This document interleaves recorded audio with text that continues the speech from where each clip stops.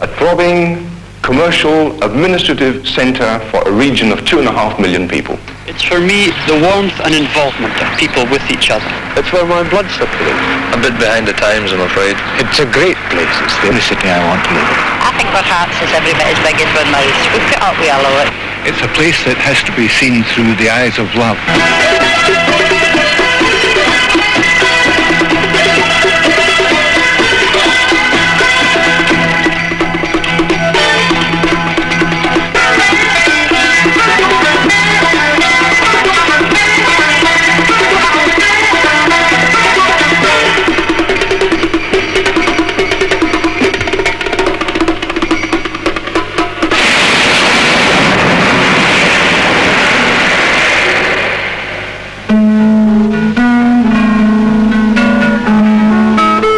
To begin with, an ancient city, tradition tells us, founded almost 1,500 years ago on the banks of a stream, the Modernization, near where it flows into the River Clyde, near a ford across that river and on the rim of a dying Roman Empire.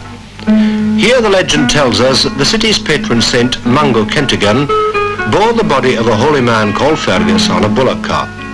Fergus had asked that his body be buried where the cart stopped. The first, but not the last time that transport was to play a part in the city's history. St. Mungo founded a monastery.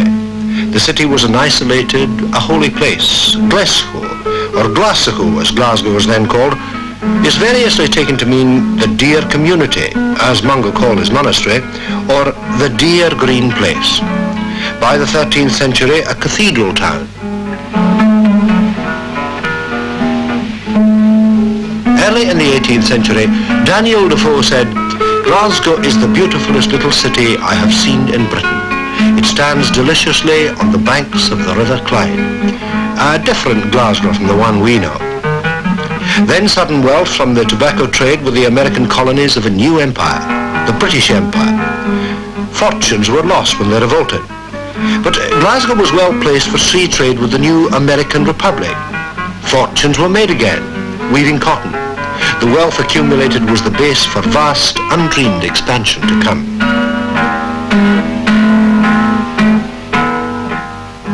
The city was larger now, but still an isolated place. London, even by fast stagecoach, was almost 2 days' journey away.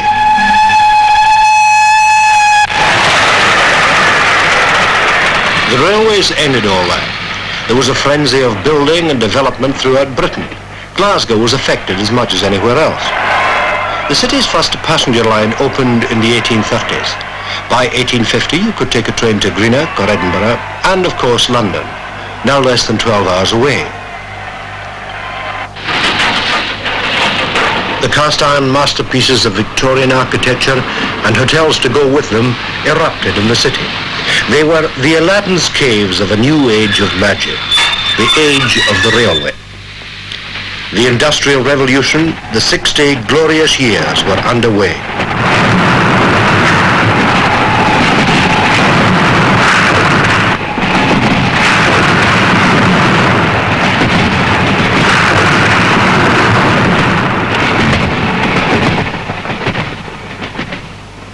A tunnel under the centre pushed the city mainly west to the elegant new homes of an emergent middle class. But it was the tramcar that really spread the city. Before then, most people walked to work. By 1890, 20 years after they started, the trams carried 5 million people a year. They were an essential part of the city life with their own folklore. They rattled, they shook, and Glasgow loved them. And suburban railways had to cut their services. By the 1920s, 50 million people a year used them. Mass travel for Glasgow people had arrived.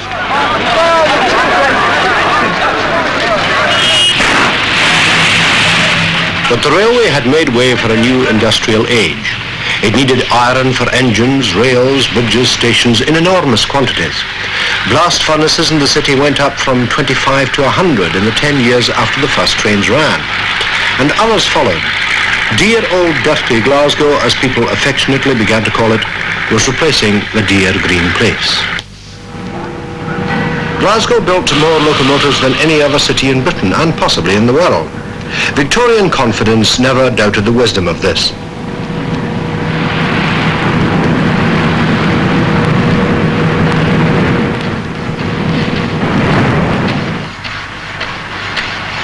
But it was on the Clyde that Glasgow made a reputation that carried to the ends of the earth.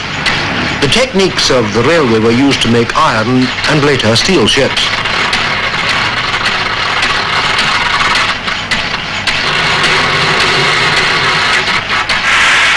High built came to mean something special. By 1914, it's reckoned a third of all the world's steamships were launched here. And there were more shipbuilding jobs than any other. Glasgow, as they say, made the Clyde, and the Clyde made Glasgow.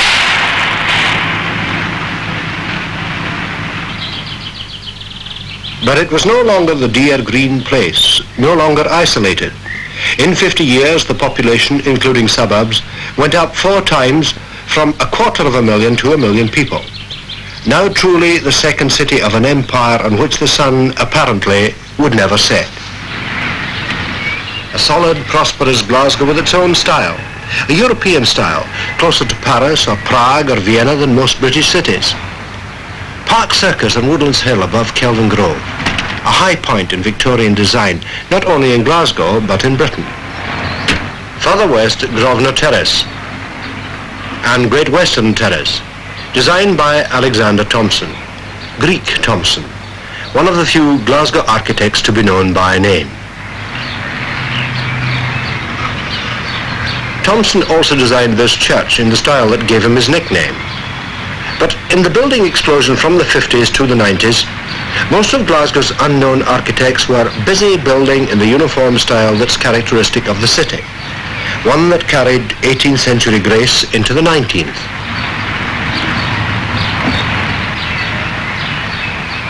Mostly tenement buildings, 4 stories high to a height of about 40 feet and made of grey ashlar, a local stone more often honey-coloured than grey. But as the railways, then the trams, pushed the city further out, the city was rapidly becoming a desert of tenements. Several fine parks were built as relief from all this stonework. But one park was there before them all. Jack House. Glasgow Green is the oldest public park in Britain. It was a public park as far back as the 16th century, and it's different from, for example, the royal parks of London, because they're royal. This was always a democratic park, typical of Glasgow. Now, just at the entrance, you come to the Doulton Fountain. Now, the Doulton Fountain is a relic of the very first international exhibition held in Glasgow in 1888. You come next to Nelson's monument, which is the very first monument ever erected to Admiral Lord Nelson, long before any of his compatriots thought of it. We did in Glasgow, and it was put up in 1807. From the Nelson's monument, you walk through Glasgow Green, and you see a very peculiar building, the Templeton's Carpet Factory, where the golden carpets for 2 coronations were woven. Templeton's Carpet Factory was built in the style of the Doge's Palace in Venice. And if you go to Moscow and have a look at the Kremlin, one of the things that occurs to you is that the Kremlin looks so like Templeton's Carpet Factory, which is interesting because actually Red Square is slightly to the south of George Square in Glasgow. From Templeton's Carpet Factory over to the River Clyde is a place which was formerly Arne's Well. At one time, people in Glasgow got their water from a various number of contaminated wells, or from the River Clyde, which was even worse than the wells. And then in 1865, they brought in the water from Loch Katrine, which is regarded as probably the finest drinking water you will get anywhere. But quite a lot of people wouldn't drink it. They preferred the old well water. And there was an old lady who lived in Monteith Row who used to cross Glasgow Green every day to collect her 2 pails of water from Arne's Well, because she said this newfangled water from the tap had neither taste nor smell. More of old Glasgow still survives in this 17th century steeple. It's part of the merchant's house in what was once the most fashionable street in the city. The merchants used to watch from here for their cargoes coming up the river. But by the 19th century, the steeple was all that remained of the building. The rest was rebuilt as Glasgow's fish market, in a style that was maybe meant to stop people thinking about the smell of fish. Nearby, a different market, Paddy's Market. In the hungry 40s of the last century, impoverished Irish refugees from the potato famine came here straight from the Irish boats. They bought and sold what they could in their struggle to survive. The market's due for demolition soon, and some people think not before time. Rosie, the last of 4 generations of rag women. The market's been her life. Paddy's Market. Paddy's Market, well, there's only one thing I can say about Paddy's Market. To me, I think it's the most friendliest wee place in the whole of Glasgow. Because there's people come down here, you know, working class people. That's all that comes down Paddy's Market, really. Although you do get the intellectuals, but they sort of just come down to see, they've heard so much about it. But the people that come down to Paddy's Market are wonderful, and to me it's the most friendliest. I could say dirtiest, don't like the kid were sale, it's nothing sort of nice to look at. But the people that's in Paddy's Market have made Paddy's Market what it is today. People like myself, they've made it a friendly, just a place that people can come with very little money in their purses and know they'll go home with a purchase that's only costing a couple of shillings. It's a wonderful place, and I'll be awful sorry to see it go. In fact, I think they're a better word than that. I think I'll be awful sad, because when Paddy Market goes, a great big part of our lives will go with it. At the dawning of the day, people come and tell us go away.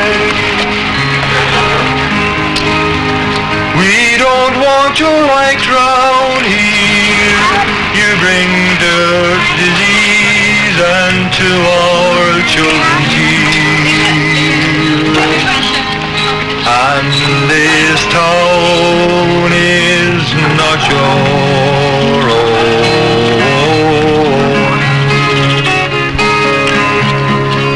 So once more we're on the run, all to face the cruel winter sun.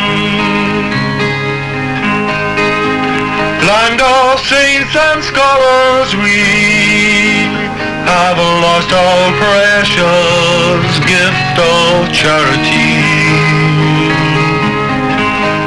and don't recognize our own.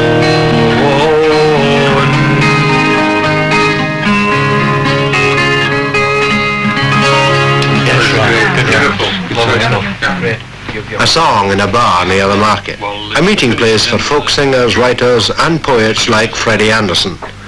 An Irish Glaswegian, he's made the time of the abortive Weavers' Rebellion of 1820 his own, in poems like this about the weavers who died for the cause of radical reform. The ending of it, you know, and I think it sums it up.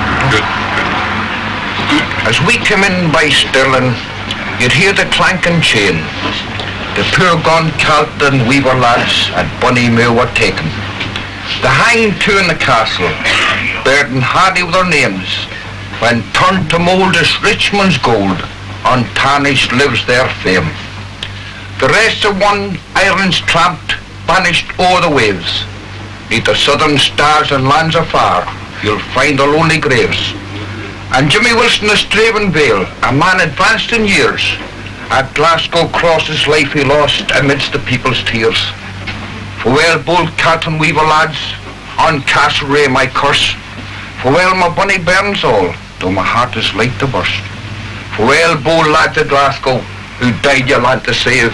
Old Scotia's rose in blossom grows above the Weaver's grave. Well done. Yes! That sums the whole thing up. Excellent. First class. The weavers who died are commemorated on this gravestone in a cemetery in the north of the city. They were the archetypal Scottish working men, well-informed, well-read and politically radical.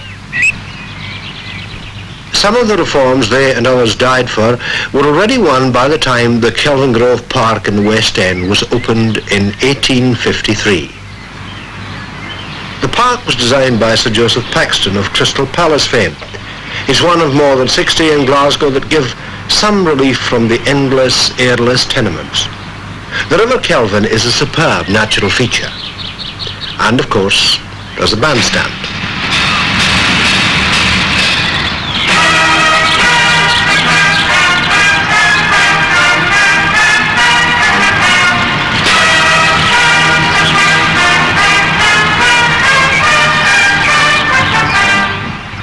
Built in 1870, a fountain commemorates the Loch Katrine scheme to provide the newfangled water without taste or smell. The same year, Glasgow's medieval university moved west to make way for a railway station. The Kelvingrove Museum and Art Galleries were the finest collection in Britain outside of London, built for an exhibition in 1901. Next door, the prodigal, prosperous Victorians also built this building, only to demolish it afterwards. But the architecture of business had already reflected this prosperity. This graceful iron-framed warehouse near the River Clyde was built in 1850, a pioneer building in Britain, and one of several similar designs in Glasgow.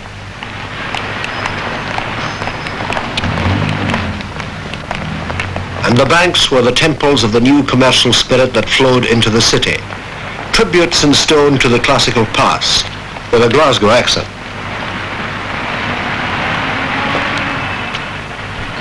But there was a hint of future trouble for Glasgow's apparently solid prosperity.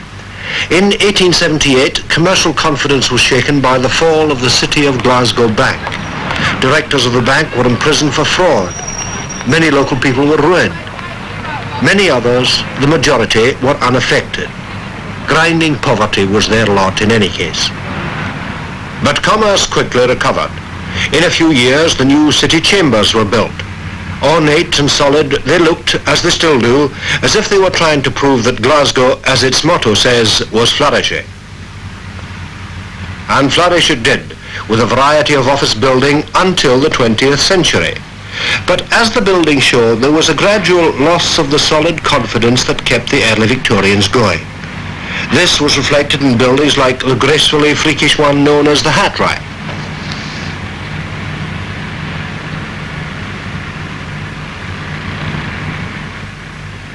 Many of the office blocks were tall in the 20th century style, and sometimes the backs of these were more modern than their ornate fronts, an echo of the future.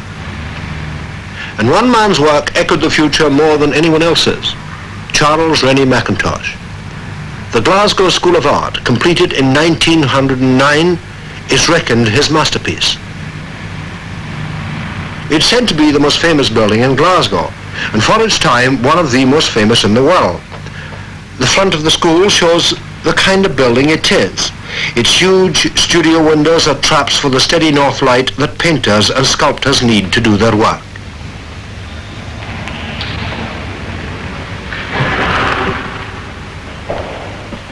The whole building is full of unexpected rooms and corridors. It's an adventure to look round it.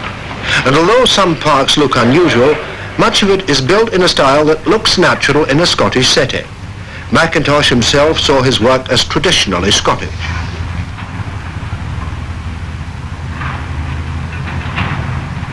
Other parts of the school look surprisingly up-to-date for a building designed some 70 years ago. Mackintosh was among the first of the modern architects. The library is a much-admired section of the building that illustrates Mackintosh's superb handling of interior space.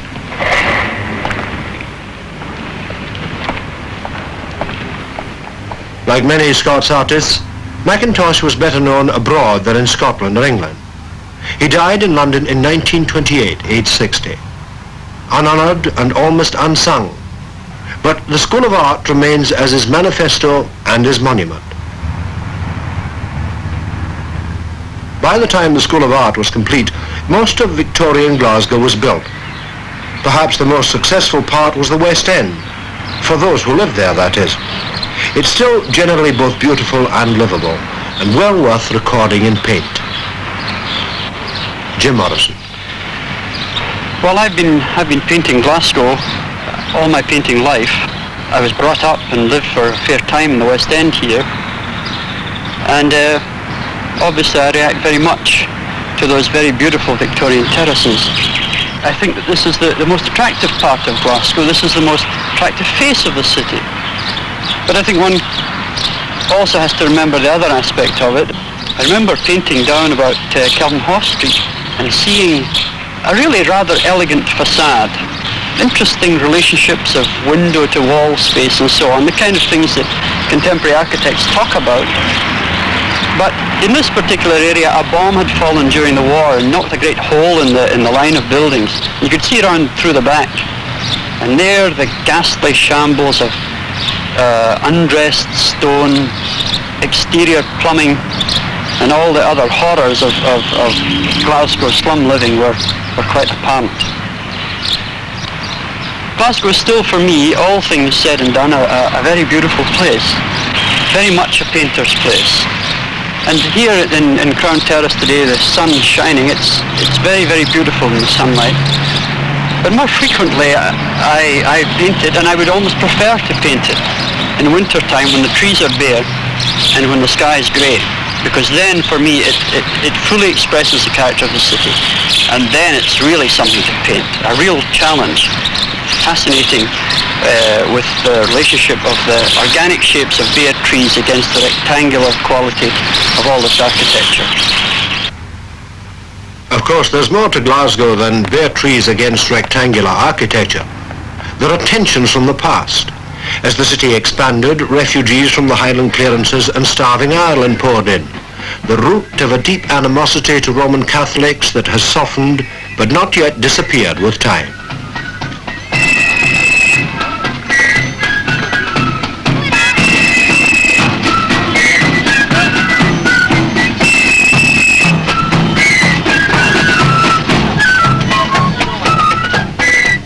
Glasgow's Orangemen still parade in their 17th century regalia to celebrate the Battle of the Boyne in 1690.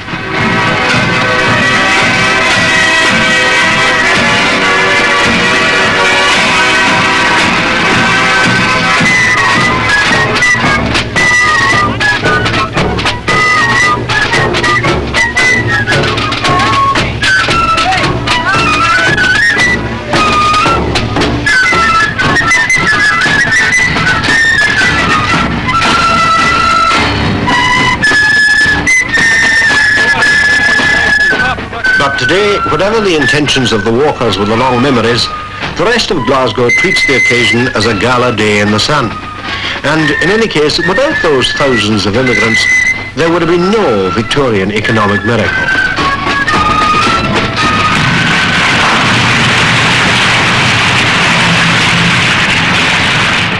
Their brawn and brain helped to make the new prosperity that poured out of the sunburst of 19th century capitalism.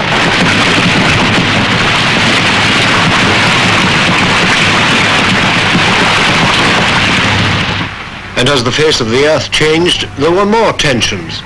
Glasgow's enormous new population was housed in conditions that were and are crushingly anti-human. For the price of a middle-class villa in the mid-19th century, say £5,000, a tenement to house 40 families could be built. The real cost in terms of stunted and distorted lives is immeasurable. Glasgow's reputation for mindless violence doesn't match the violence of such inhuman living conditions. A specialty of tenement life, the one-room family flat or single end. Many still exist. There are flats with more rooms, but most of them are too small and poorly equipped for decent family life. The tenements weren't badly built, but their cramped conditions made them slums of necessity. Sanitary arrangements are basic. 3, 4 or more families, not people but families, share the same water closet. There are no bathrooms, often no hot water. A middle-class family would not tolerate these conditions for even as long as a weekend, and rightly so. Yet for more than a century, hundreds of thousands of Glasgow families, the majority, have had to live without enough toilet space, fighting space, or loving space. That so many contrive to live decently is a tribute to the humanity and courage of countless nameless Glasgow parents and their children. And despite all today's efforts, there still aren't enough new houses for them. The economic miracle that had changed so much was running out of steam, even before the First World War. Britain was no longer the workshop of the world. But this was not obvious in the Edwardian interlude, although the signs of war were everywhere. The Clyde was busy, full of warships built in the yards that kept Glasgow going. Locomotives were still moving out to the railways of the world. Nobody worried about the city's overdependence on heavy industry when it meant jobs and, of course, profits. And when the war came, more prosperity, but short-lived and bitter as the losses of war outweighed the profits. The war over, Glasgow's dependence on heavy industry caused the city to suffer more than most in the slump that followed. And a new army appeared, the unemployed. With empty bellies instead of rifles, they marched to London to ask for the return of their human dignity. The Victorian explosion was over, but Glasgow would be a long time picking up the bits. The shipyards fell silent, and as unemployment mounted to colossal levels, another, more militant army formed in the streets, the Glasgow gangs. Young men with no future and no direction in their lives gave the city a legendary reputation for violence. They fought, sometimes in hundreds, sometimes to the death, in the mean grey environment that was their heritage. Soon they were heroes in another war, doing much the same thing to Hitler's gangs. The unemployment problem, for the moment, was solved.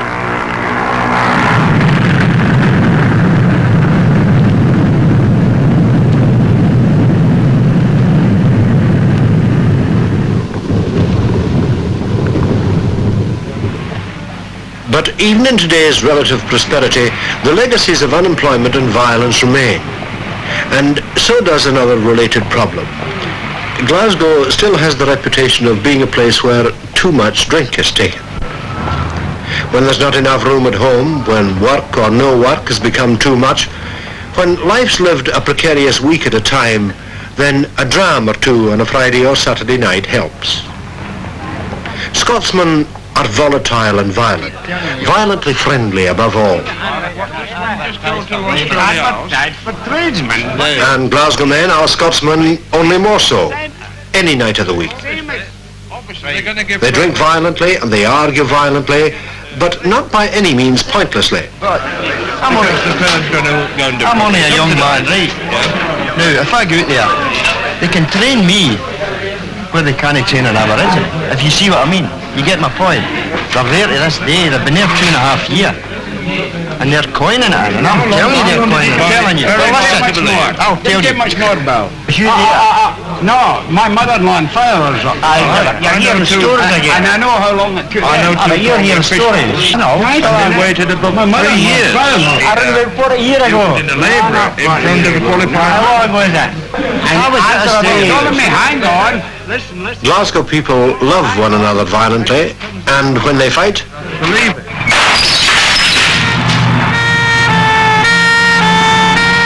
I believe that all cities are potentially violent, and Glasgow has the ingredients which commonly lead to violence.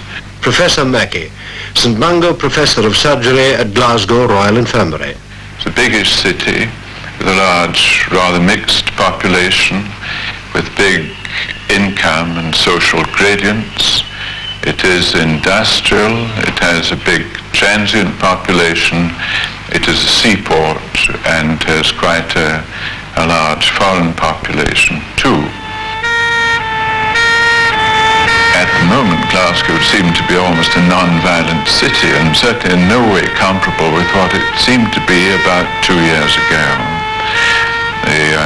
Each weekend at our hospital, which receives most of the victims of violence in the Glasgow area, we get from 15 to 20 people who have been injured in brawls or assaults. Most of them are quite minor cases.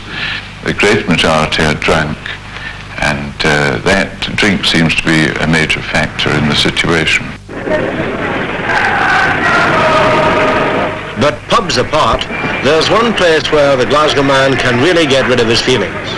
Glasgow is, was, and maybe always will be, football daft. Cliff Hanley. There are actually people in Glasgow who don't give a hoot about football. But these people, like myself, must be dismissed as untypical and even blasphemous when you consider what sport means to the archetypal Glaswegian. And when I say sport, I'm using the word in its Glasgow sense, which means football, all football, and nothing but football. Now, your Glasgow football fiend does vary in his psychology, from the complacent loyalty of the Clyde supporter to the calm and resolute fatalism of the Partick Thistle mob. But the basic and the true quality is expressed in the horrifying and hilarious passion of Celtic and Rangers, even among those fans who don't express their enthusiasm in long-distance beer bottles. Some people say religion should never have been brought into soccer. They've got it back to front. Soccer is the religion, and the stadium is its temple. Visiting at a game is an act of worship with its own idols and icons. They even sing hymns. Well, I suppose you could call them hymns. And they quite fancy a human sacrifice, for that matter. The other thing we have to admit is that this is not a beautiful city as people think of beauty. It's grim and it's grimy, and life has always been gay-hard and unglamorous. The human spirit, ground down by industrialism, demands a life with something epic in it, something vivid and theatrical, something raw with elemental dramatic conflict. And by gum, that's football in Glasgow. The living theatre where everybody writes the script and everybody has a star part, and the funny lines as well. So it's Glasgow's drama and Glasgow's religion and Glasgow's comedy, Glasgow's escape and Glasgow's self-expression. It is also, and even I have to admit it, a great technical expertise to be a proper fan, to appreciate subtlety and strategy, and you might even say poetry, because to the fan who would never go near a theatre, a great game has more dynamic beauty and rhythm than other people would find in classical ballet.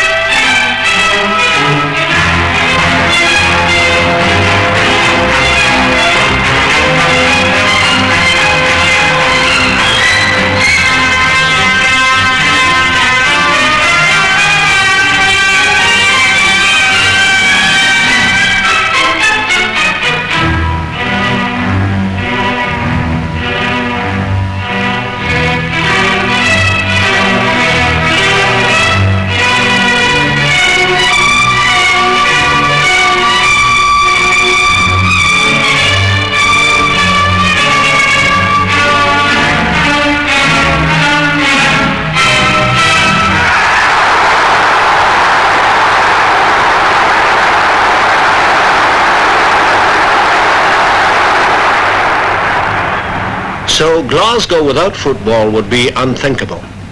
But then people used to think that about the tram cars. Until the coming of the motor car, that is. The trams were once considered the best in the world. And that wasn't just Glasgow narrow-mindedness. Experts from all over the world agreed. They were like a moving pavement in the middle of the road, until the internal combustion engine put them out of the running. It's been said that major advances in civilization are processes that all but wreck the societies in which they happen. Well, the motor car is here to prove it. It's like litter when parked, and the car has given us another religion besides football. It has its own wayside shrines, it has produced a dedicated army of acolytes, and it demands sacrifices. On the move, the car is lethal.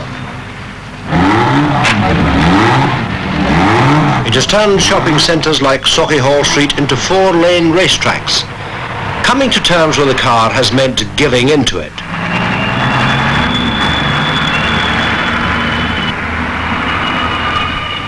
There's some hope of reclaiming streets like this in new plans for traffic-free shopping areas in the city.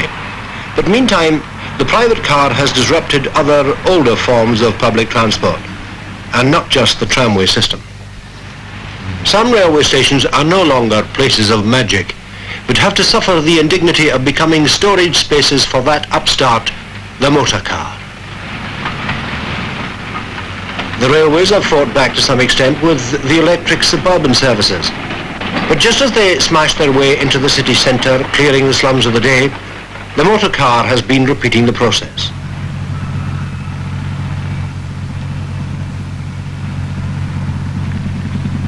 Like a giant abstract sculpture, an inner ring road grows in the city, homage to the motor car, and the end of Glasgow as most of us know it. The Kingston Bridge, part of the new ring road, like a massive monument the ancient Egyptians would have been proud of.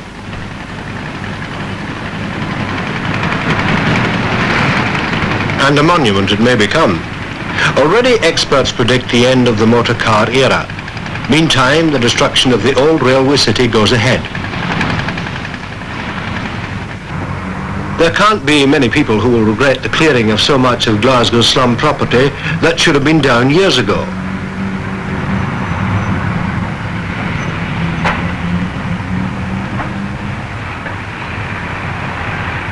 But when we see how much of the city is to be torn down, more than for the 19th century railway, then it's time to start asking questions.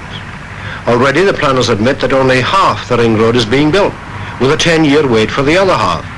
And who knows what the thinking on the motor car will be by then.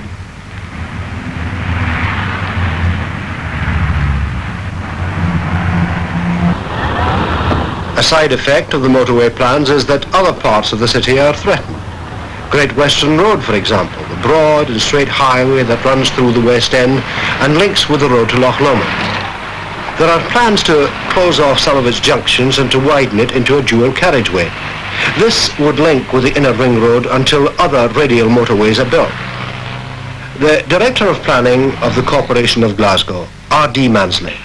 The anticipated increase in traffic volumes on Great Western Road over the next few years mean that traffic will increase from today's volumes of 20,000 vehicles a day to something of the order of 50,000 vehicles a day or slightly higher.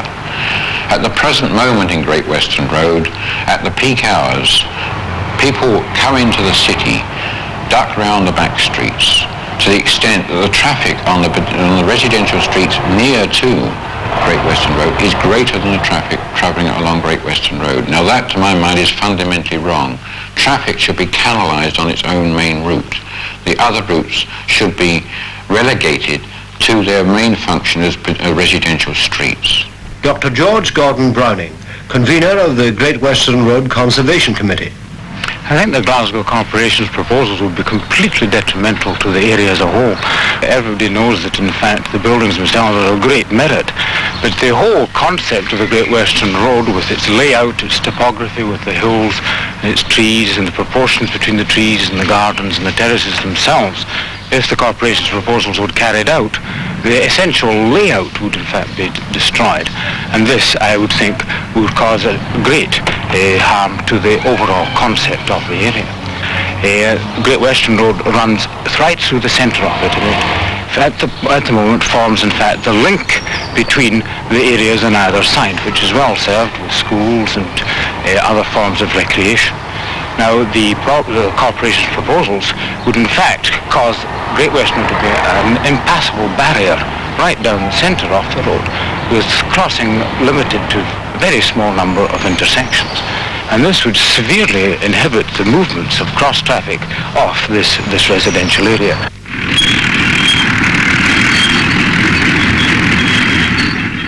So Glasgow, a city spawned by the railroad, may be on the verge of destruction by the motor car and the motorway. Where then do we go from here? The Professor of Urban Planning at the University of Strathclyde, R.E. Nichol. Glasgow's transport system must react and reflect the new growing demands and the new structure for the city and the region. If we think about Glasgow itself, to start off with, even though we're building the motorways, particularly around the city centre, because of congestion and because of demand, in spite of the building motorways, 80% of all movement to the central area must be by public transport in the future. That means public transport by rail and bus, much better public transport facilities. Well, we have possibilities within the city centre now, existing underground tunnels which are there and can be exploited, but need to be modernised, electrified and linked up with the existing blue train systems. Another possibility. Part of the city's transport system that has survived for more than 70 years, the underground, hasn't changed basically. Original rolling stock, much improved, is still used. It has no escalators and one lift that doesn't often work.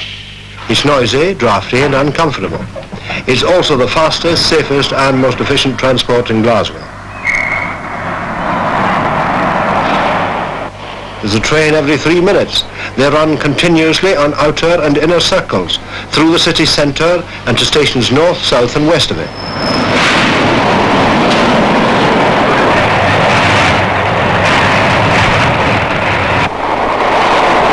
Tracks never cross, and experts say it's a brilliant concept that could offer a solution for future high-speed public transport. A series of circles with interconnecting stations might be one answer. Another, as suggested, is the reuse of railway tunnels under the city centre. Meantime, the tunnels lie abandoned, haunted by the ghosts of Victorian ambition, an ambition that destroyed the dear green place and encased Glasgow in the problems of the railway age. Well, let's be quite clear about one thing. We cannot solve Glasgow's problems within Glasgow. The economics of the city are going to change, the economic base, the employment must rely on new facilities which are going to become available, exploiting deep water, etc. The renewal of the city, which I'm sure you've heard about, the Gorbals and the Hutchison Towns and the Mary Hills, these renewal projects must displace large numbers of people to provide the new hospitals, and the new schools, new universities, the new motorways. All these will displace people. In fact, it's not only Glasgow, but the other parts of the Clyde Valley are so congested that, in my view, something like 500,000 people have got to be displaced from the centre of the region, which is the Clyde Valley, to the outskirts. So, in other words, from the centre here in Glasgow and the Clyde Valley, between now and the end of the century, 500,000 people have got to move out to the new towns, the expanded areas, and in particular, in my view, the Ayrshire coast. So the Glasgow we knew seems about to slip into history.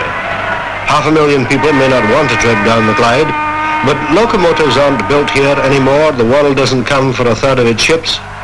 They may have to go. A quieter, emptier river now.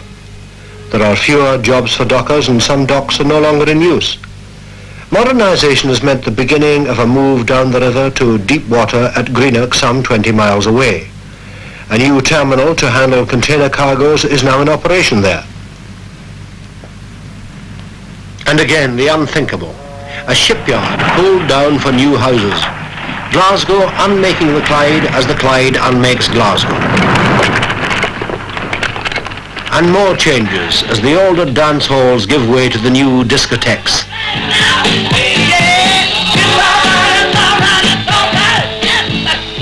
And there we have the tree on that one, the little thing entitled It's All Right Now. This is Christie.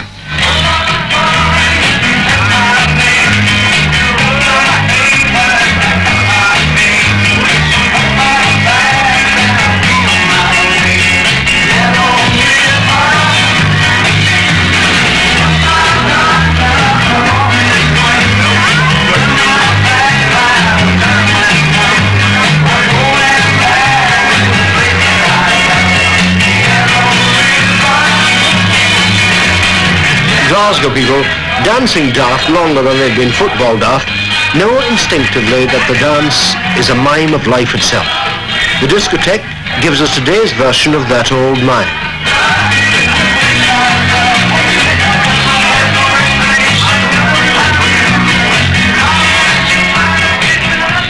The discotheque, a product of the electric age and a popular favourite with the children of the age.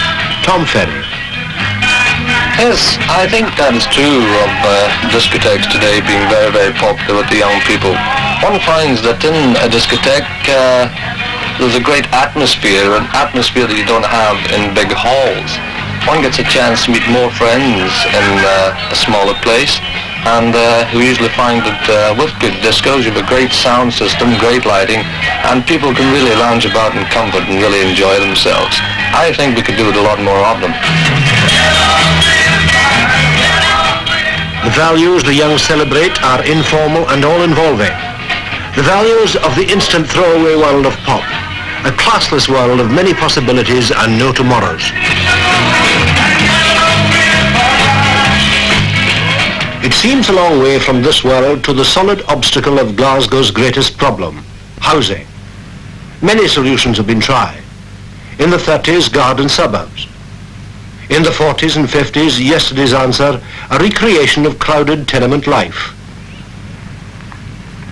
Huge housing estates were built on Glasgow's last available land, but they lacked city amenities, shops, pubs, cinemas. They were social and cultural wastelands, ghettos for the working class. This type of housing ended at the Green Belt, where the city ran out of land. Glasgow's expansion was over. The dear green place was only a memory. A later solution, vertical instead of horizontal streets, and built in cleared areas of the city itself. Despite the playgrounds, people complain they're isolated from their children and suffer high living blues. They say there aren't enough lifts, and when help is needed sometimes, it can't come to your door, only to the bottom of your lift shaft. Streets don't mean the same when there are streets in the sky.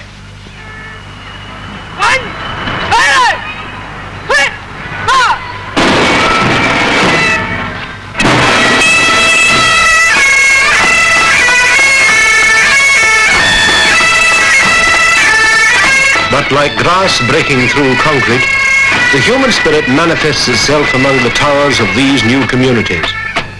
This school band parades in the Gorbals area, the once notorious Gorbals. This is now part of a city redevelopment scheme costing more than £100 million. This massive rebuilding begins to look like the Victorian explosion all over again, and people, including the planners, are already beginning to ask if this is the way to rebuild the city. How much should we destroy? How much preserve and modernise? Are tower blocks the answer to Glasgow's rehousing problems? And what about the thousands who must wait years for a decent home because rebuilding takes so long? So before we replace one lot of concentrated real estate with another, perhaps the time has come to listen to the young, who want to keep the options open and tackle our problems now rather than in the future, who question the decisions of authority everywhere because they believe we should all have a say in them. Perhaps there's a strategy there for all of us. Otherwise, future generations may wonder at the energy that created so many concrete Stonehenges.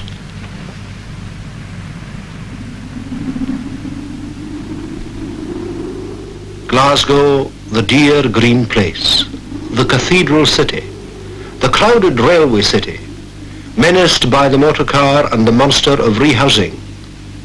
A city in turmoil. An ancient city on the edge of a new beginning.